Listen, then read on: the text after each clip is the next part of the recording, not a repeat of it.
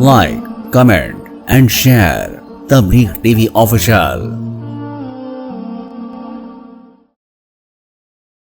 شادی کی حقیقت اسلام میں کیا ہے؟ شادی کی حقیقت اسلام میں اتنی مختصر ہے کہ اس کو انسان سمجھ لے اور اس پر عمل کرنے لگے تو اس کے لیے کوئی پریشانی نہ ہو شادی کرنے میں۔ شادی کی حقیقت بس اتنی ہے کہ ایک ایجاب ہو، ایک قبول ہو اور دو گواہ ہو اور اس کے اندر مہر کا تذکرہ ہو۔ ایجاب اس کو کہتے ہیں کہ کوئی یہ کہے کہ میں تم سے نکاح کرتا ہوں یا کرتی ہوں اور سامنے والے نے قبول کر لیا کہ ہاں مجھے قبول ہے، تو یہ ایجاب اور قبول ہو گیا۔ اور دو آدمی اس بات کو سن لیتے ہیں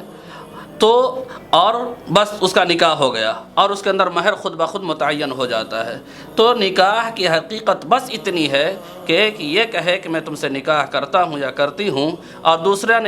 نے کہا کہ ہاں ہمیں قبول ہے، اور ان دونوں باتوں کو کوئی دو شخص سن لے بس نکاح ہو گیا۔ اسلام میں نکاح کی حقیقت بس اتنی ہی ہے۔ لیکن آج آپ ذرا دیکھیں گے، سماج کو دیکھیں گے تو نکاح کو اتنا مشکل بنا دیا گیا ہے کہ آپ سماجی طور سے ہونے والے کاموں کا اگر جائزہ لیں گے تو سب سے زیادہ مشکل کام آپ کو نکاح لگے گا، سب سے زیادہ مشکل کام آپ کو شادی لگے گی۔ اور اسی مشکل ہونے کی وجہ سے جب کسی کے گھر کے اندر لڑکی کی پیدائش ہوتی ہے تو اسی دن سے اس کا چہرہ اتر جاتا ہے اور اسی دن سے اس کے چہرے کے اوپر پریشانی کے آثار ظاہر ہونے لگتے ہیں، اسی دن سے اس کے ذہن کے اندر ایک غم سوار ہو جاتا ہے، ایک ٹینشن سوار ہو جاتا ہے کہ مجھے اپنی لڑکی کی شادی کرنی ہے اور اپنی لڑکی کی شادی کے لیے ہمیں بہت کچھ جتن کرنا ہے، مجھے بہت کوشش کرنی ہے، بہت کچھ خرچ کرنا ہے، اپنے آپ کو تباہ و برباد کرنا ہے۔ اور ہو بھی جاتا ہے انسان اپنی لڑکی کی شادی کرنے کے لیے تباہ و برباد۔ آج آپ شادی کا جائزہ لیں گے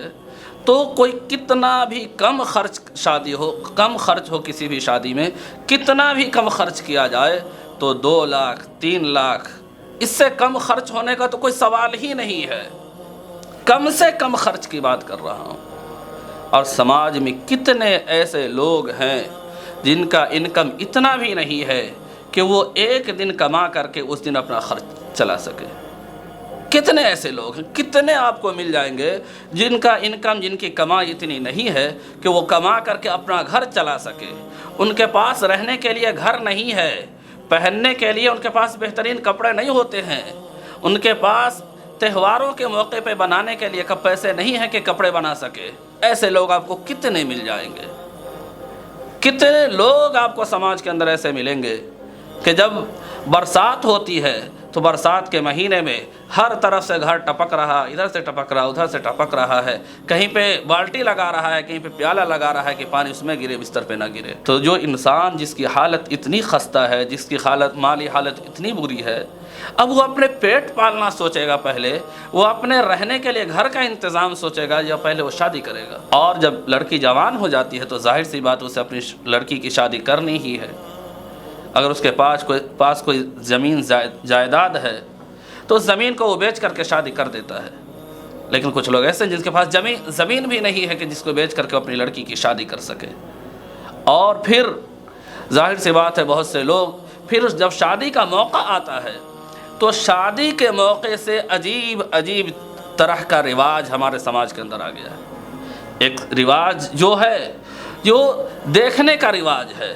کہ جب رشتہ کسی لڑکا یا لڑکی کا لگتا ہے تو اس کے دیکھنے کے لیے اب اتنا لوگوں کا معیار لوگوں نے اپنے اعتبار سے بلند کر لیا ہے کہ ہر انسان اگر لڑکی ڈھونڈ رہا ہے تو وہ لڑکی کے اندر 100% خوبی ڈھونڈتا ہے۔ کتنے رشتے ایسے آپ نے دیکھے ہوں گے، سن رکھے ہوں گے کہ لڑکی دیکھنے گئے تو اس کے ہاتھ کی کوئی انگلی تھوڑی سی ٹیڑھی تھی، یا دیکھنے گئے تو اس کے بال بہت زیادہ بڑے نہیں تھے اس لیے اس کو چھوڑ دیا، یا اس کے پیر کی انگلی تھوڑی سی ٹیڑھی تھی اس لیے اس سے رشتہ نہیں کیا۔ اتنی خوبیاں ایک لڑکی کے اندر ڈھونڈنے لگتے ہیں، اور اس طریقے سے ایک لڑکی کو 20 مرتبہ سے ریجیکٹ کیا جاتا ہے، اسے 20 مرتبہ دیکھ کر کے چھوڑ دیا جاتا ہے۔ اور جب لڑکے والے دیکھنے کے لیے آتے ہیں تو اگر جب لڑکے والے دیکھنے کے لیے آتے ہیں تو ظاہر سی بات ہے لڑکی کے ماں باپ، اس کے گھر والے اس کے ناشتے وغیرہ کا، اس کے کھانے کا انتظام کریں گے ہی، اور کم از کم ایک مہمان کے آنے پر کم از کم تو 5,000 خرچ ہونے ہی ہے۔ اگر 20 مہمان آگے دیکھنے کے لیے تو کتنا خرچ ہوگا؟ 1,00,000 روپے تو صرف اس کے دیکھنے پہ خرچ ہو گیا۔ ایک غریب باپ جس کے پاس رہنے کے لیے گھر نہیں ہے، کھانے کے لیے اس کے پاس پیسے نہیں ہے، وہ اس کا 1,00,000 روپے صرف اپنی لڑکی کو دکھلانے کے لیے خرچ ہو جا رہا ہے۔ اور اس کے بعد پھر جہیز کے اندر، جو سماج کے اندر جہیز کی لعنت چل پڑی ہے کہ جہیز دینا ہی ہے، جو اگر نہ بھی مانگ کیا جائے تو ایک جو سماج کے اندر جن چیزوں کے دینے کا چلن ہے، وہ چیزیں تو ہر حال میں دینا ہے، ان چیزوں میں ہی کم از کم خرچ ہو جاتا ہے 2,00,000 3,00,000 روپے۔ اب اتنا خرچ کہاں سے لائے گا؟ اور پھر غضب والا ہے غضب یہ، ظلم والا ہے ظلم یہ کہ ان چیزوں کا مطالبہ کیا جاتا ہے، اور اگر کوئی لڑکی نہیں لے کر کے آتی ہے، یعنی لڑکی کا باپ اگر نہیں دے پاتا ہے، تو اب اس کی وجہ سے لڑکی کو ٹارچر کیا جاتا ہے۔ اس لڑکا کے گھر کے سارے لوگ، حتیٰ کہ لڑکا بھی اسے ٹارچر کرنے لگتا ہے کہ تم اپنے گھر والے سے یہ فرمائش کرو، تم اپنے گھر والے سے یہ مطالبہ کرو، اور اس فرمائش کو پوری نہ ہوتے دیکھ کر، پوری نہ کر پانے کی وجہ سے کتنی لڑکیاں ایسی ہیں جو خودکشی کر لیتی ہیں اور وہ دنیا ہی کو چھوڑ دیتی ہیں، کیونکہ لڑکی جان رہی ہوتی کہ ہمارے باپ کی کیا حالت ہے، ہمارے باپ کے پاس تو رہنے کے لیے گھر نہیں ہے، وہ کہاں سے ان لوگوں کی فرمائشیں پوری کر سکتا ہے، کہاں سے ان لوگوں کو گاڑی دے سکتا ہے، یا جو بھی فرمائش ہو، اے سی کی فرمائش ہو رہے، کبھی کسی چیز کی فرمائش کہاں سے پوری کر سکتا ہے؟ اب اسے کوئی راستہ نظر نہیں آتا ہے، اپنے سسرال والوں سے ٹارچر ہو رہی ہوتی ہے، باپ کے سامنے منہ بھی نہیں کھول سکتی کہ اب میں باپ سے کیسے فرمائش کروں۔ اس طریقے کتنے واقعات آپ نے دیکھے ہوں گے کہ لڑکی نے تنگ آ کر کے وہ خودکشی کر لی۔ ایک بہت مشہور واقعہ ہے جو چند سالوں پہلے پیش آیا، گجرات کا، جو احمد آباد گجرات کا جو واقعہ ہے کہ لڑکی جو ڈیم کے اندر چھلانگ لگا کر کے خودکشی کر لیتی ہے، وہ اس چیز سے تنگ آ چکی تھی،